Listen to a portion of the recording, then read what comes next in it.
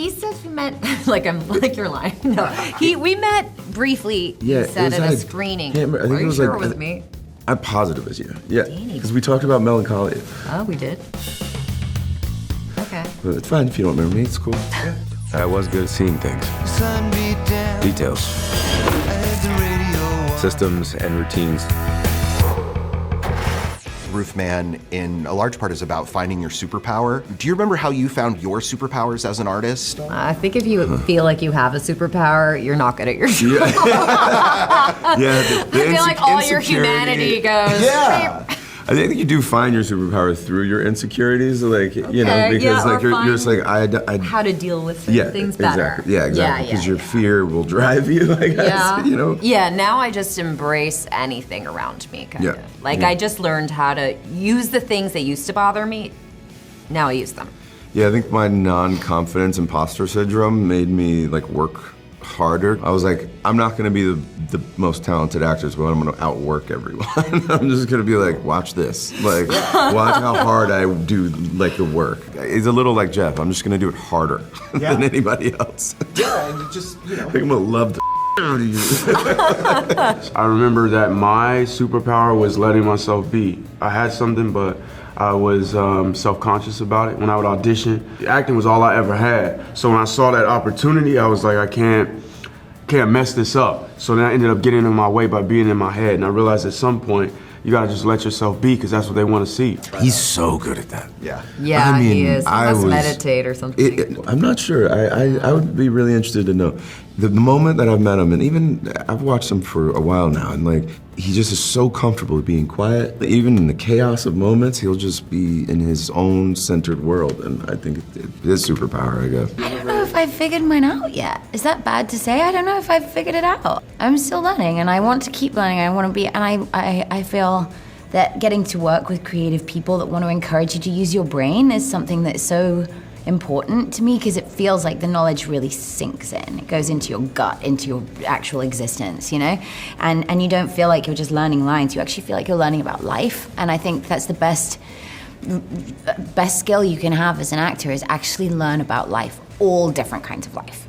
You know, I would say my superpower probably has to do with like instigation a little bit. What I learned with actors is that I could play with them. It was like playing in the sandbox. And one of the reasons I wanted to make Roofman is it's kind of about the inner child in everyone. You know, I'd made like a series of like extremely serious movies before this, and I heard this story about this criminal who would rob McDonald's but give people their jackets before he put them into the freezer, and then live in a toy store. And I thought, well, that can't be that serious. I also just wanted to make a movie about the child inside of people, and that's why I cast Channing, because I felt like he has a real connection to his inner child. And so I guess my superpower was to be able to find that in people and then kind of be able to push them. I like to bring the chaos into set. I like to make sure that actors are alive when they're working. So I try to throw Channing off, or any of my other actors off, just to discombobulate them, to make them forget their lines, to make them forget that they're in a movie, so that they can just be present and alive.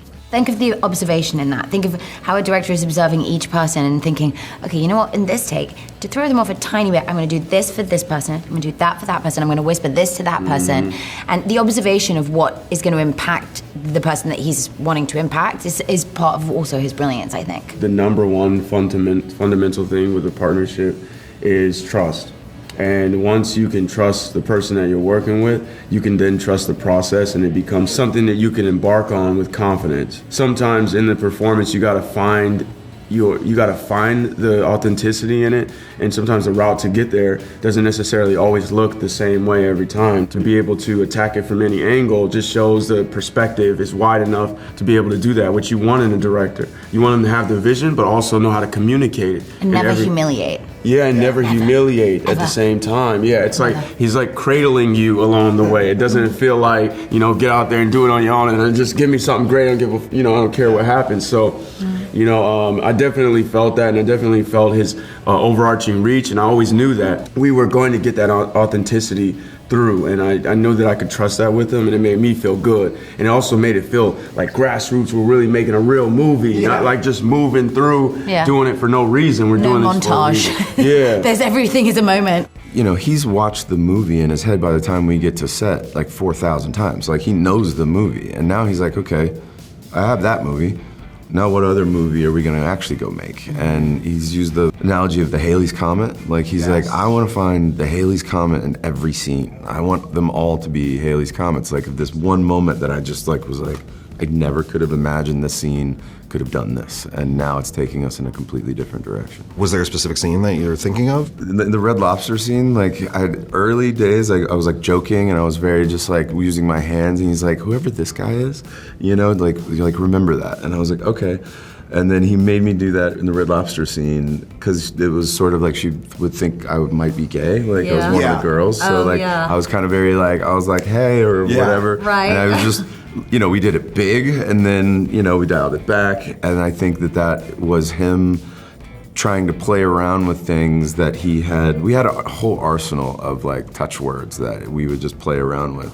And like, that was a surprise, because I never ever imagined going into that scene and like basically wanting to like meet you and be with you, and ever being like this guy that's like, talking with his hands a lot, and like, I don't know, I never thought that I would do that. And that was your first scene together as well, right? That you filmed? Yeah, and our first meeting. Mm-hmm. Oh, you never even met prior. He says we met, like you're lying. No, we met briefly, he said, at a screening or something. Yeah, it was like Danny Boyle was there. I can't remember. I think it was sure like, it was me?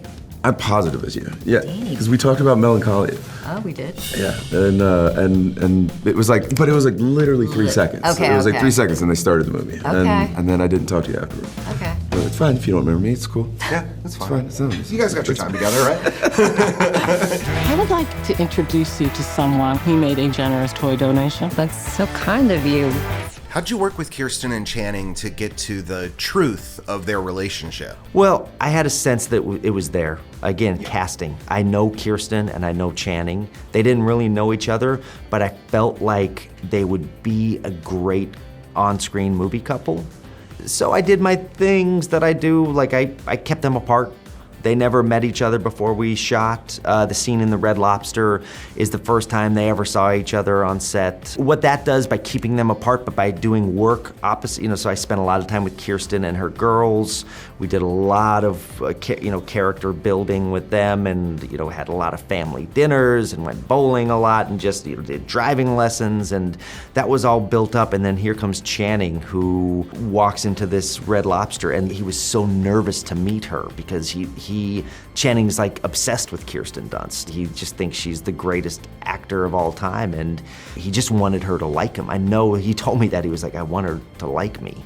Do you think she's gonna like me? And I was like, I don't know. I mean, I think so. You're a nice person. But he went in there very kind of insecure and just on his best behavior and just wanted to impress her.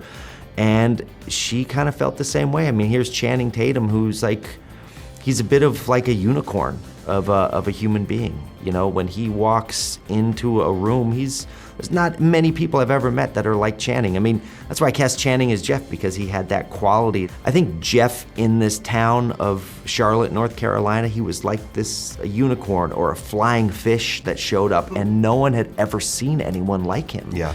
And when I talked to all those real people that had experiences with him, they, for the most part, were so thankful to this like jewel of this moment of this person that entered their lives, and they still talk about him. So they both had that quality that I knew about, and when I did that Red Lobster scene, it was again an experiment, and it was there. There was this connection there, and then we just started shooting, and they were just always there for each other. They were just instant connection, so it was good casting. I need you to really think about who you talk to. You just look like this all the time? Yeah. Derek gave you a lot of room to actually discover your character, right? Yeah. I mean, the character was girlfriend on the page, right? He said that, so the one thing I will say, I think she was called Michelle. Okay. I do remember that in the script, I do. But beyond that, this is he your asked invention, me, right? He asked me what Steve's girlfriend was doing, where she came from, how they met, and I didn't know it was going to be such an important part of the character's final, reality in this film. But I think it was something that I thought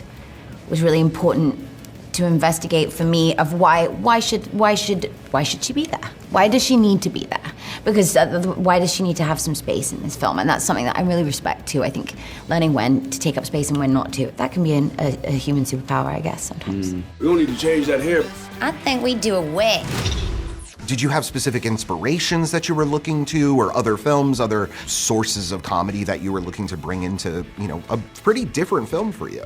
Yeah, well, my wife is a comedian, and she made this great film called Towheads, which I think is like a masterpiece that kind of vacillates between comedy and tragedy in a really beautiful way. It was very hard to find another comp. I think Miss Doubtfire was probably like the closest thing that I could come to as a movie that kind of felt like the movie I wanted to make. Yeah, he's kind of Mrs. Doubtfiring them He is. little bit, okay. He is totally Okay, Mrs. Doubtfiring them, yeah. But the key to that movie, when I realized what the key to this movie was gonna be, heart and children and family.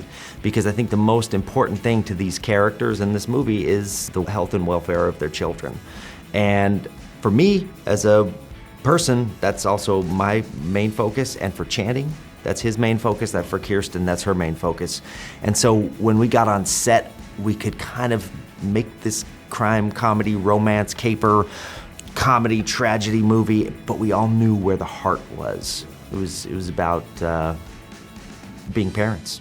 It gave me a little bit of vibes of Raising Arizona 100%, as well, which yeah. is one of my favorites of all time. I love that movie too. That first 15 minutes of Raising Arizona, I think, is like one of the most masterful prologues in any movie.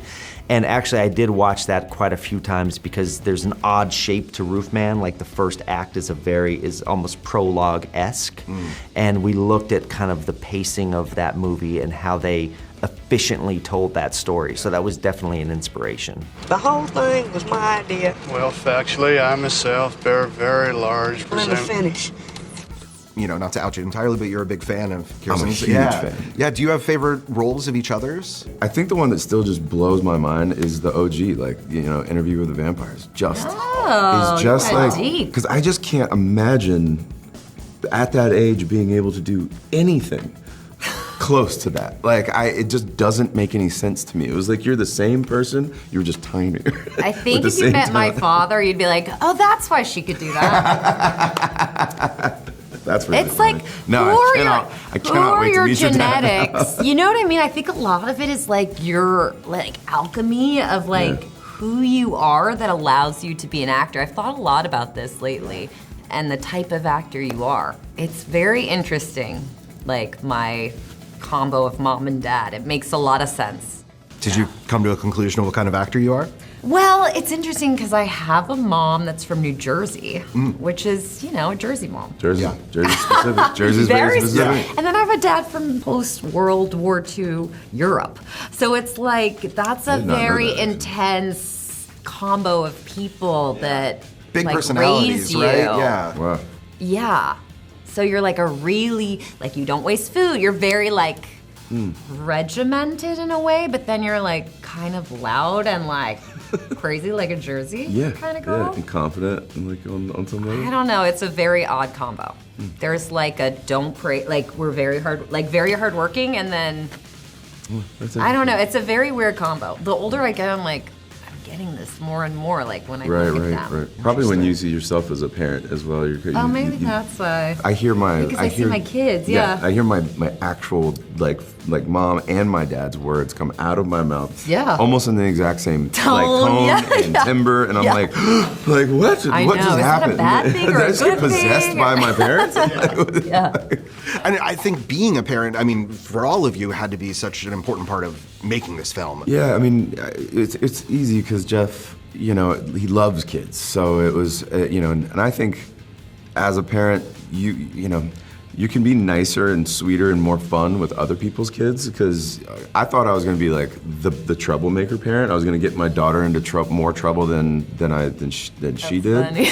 But then very quickly I realized that I'm going to have to be the boundary parent. And then that was not expected at all. So I had to figure out how to do that. Yeah. And be like, hey, no, you're not, that's not what's happening right now. And that is just not who I am. Because I'm always like, hey, let's play. Yeah. And, so yeah, I think It's really fun for Jeff because he doesn't have to do any of the disciplining in this movie at all. He can just be sweet and play.